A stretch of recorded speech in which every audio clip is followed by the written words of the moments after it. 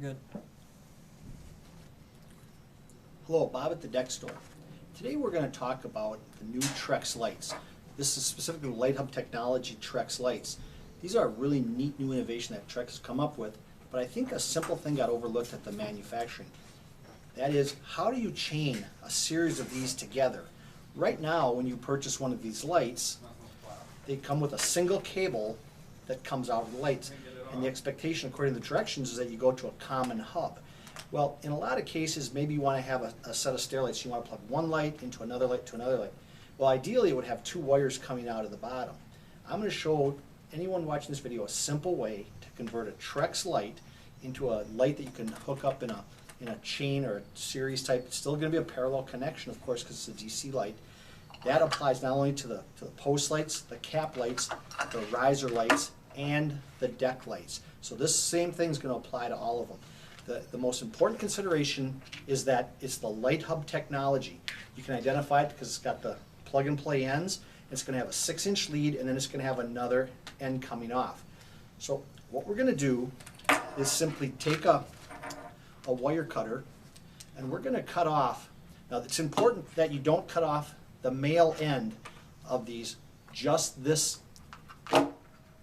Well, I guess it's still a male end. There are two male ends, but you're going to cut off the end in the receiver end of the extension cable as near to that piece as you can, and we can just discard that piece. We won't need it.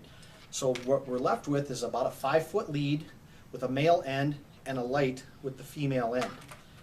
Then what we're going to do is we're going to take our razor knife and we're going to split this lead. This is really two wires side by side. We're just going to split it through the middle so that it opens up.